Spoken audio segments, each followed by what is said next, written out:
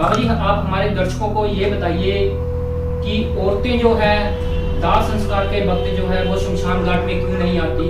हिंदू धर्म में ऐसा क्यों होता है?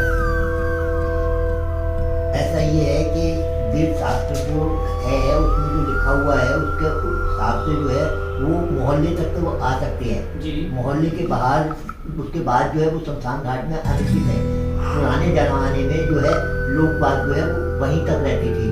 अब जमाना आधुनिक होता जा रहा है, इसलिए हर व्यक्ति हर महिला जो है आने के लिए जो है कोई बाध्य नहीं है कि आए या ना आए।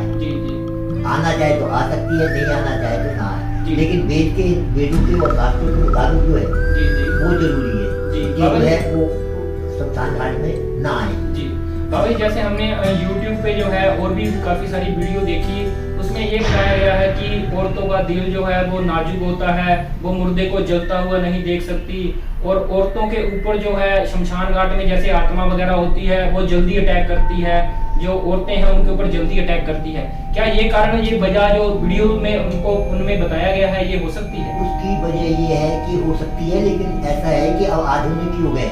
अगर रात को संस्कार होता है या कोई होता है तो वहाँ पर जो है लाइट वगैरह का इतना सिस्टम होता है कि जो आत्माएं हैं वो नजर नहीं आएगी, ना आती है।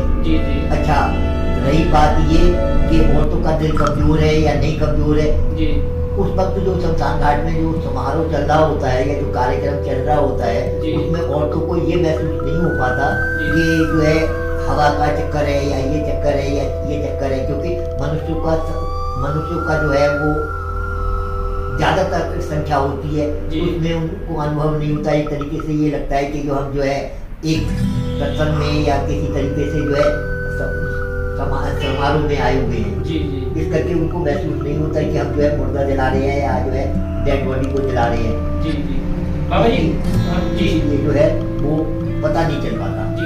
बाबा जी एक और क्वेश्चन था हमारा, जैसा कि हमने देखा है किसी भी मुर्दे को जब जलाया जाता है तो जो उसको जलाने के लिए, आग देने के लिए उसका बेटा या होता है, कोई या भाई कोई भी होता है, तो वो मुर्दे के सिर में जो है वो डंडा मारते हैं, वो ऐसा क्यों किया जाता है? ऐसा है, हमारे शरीर में 10 द्वार होती है जी। 10वां द्वार जो कहलाता है वो हमारा ब्रह्मांड जो सिर है ये जी।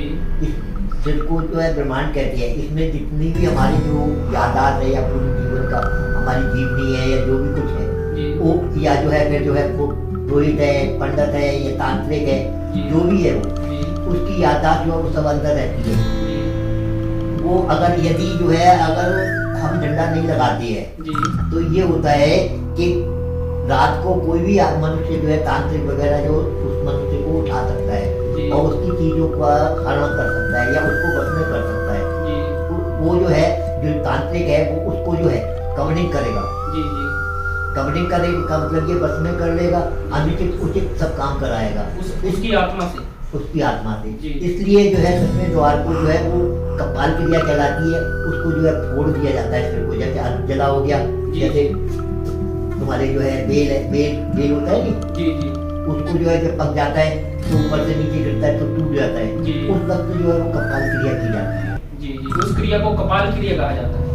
जी बाबा जी आप हमें बताइए एक और क्वेश्चन कि जो है चौक में जो मुर्दा जब लेके आते हैं, चौक में जो है मटका क्यों फोड़ा जाता है, उसका क्या वजह रहती है? हमारे वेदों में कहा गया है कि शरीर जो है वो मटकी को माता है, इसको कुंभ भी कहती है। मिट्टी के बर्तन को जो कुंभ होता है उसमें जल भर के लेके आती है।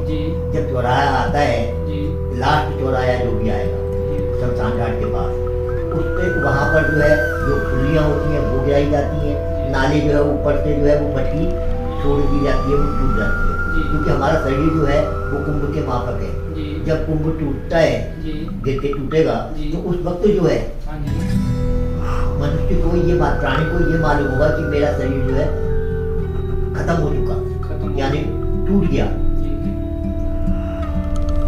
मतलब उस मटके के टूटने पर ही उसको आभास होता है कि वो खत्म हो चुका है, शरीर वो मर चुका है। अन्यथा जब तक वो जो है यही समझता है कि मैं जो हूँ अभी जीवित है, उस मटके के टूटने पर ही आभास होता है इस चीज का कि मर चुका है। इसलिए 10वें द्वार में जो है वो डंडा लगाया जाता है। ठीक है।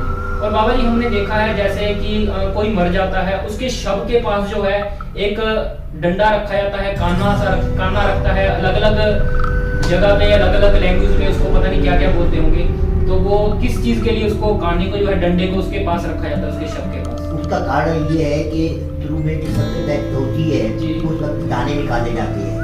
दाने निकालने के बाद दीपक जगाया जाता है। दीपक जगाने के बाद जो है वहाँ काना रखा जाएगा। जब काना रखा जाएगा तो वो काना रखने की वजह ये है कि जब अगर कोई मनुष्य उसके साथ ना बैठे या अकेला छोड़ दे तो वो जो है अगर काना ना रखे तो वो अपनी लंबाई को अपने शरीर को उल्टा करके नापता है।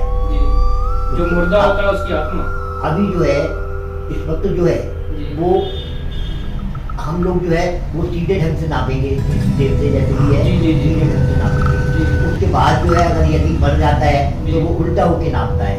उल्टा होके नापने के बाद जो है जब कोई नहीं होगा तो उसको लिटाने वाला कोई नहीं मिलेगा।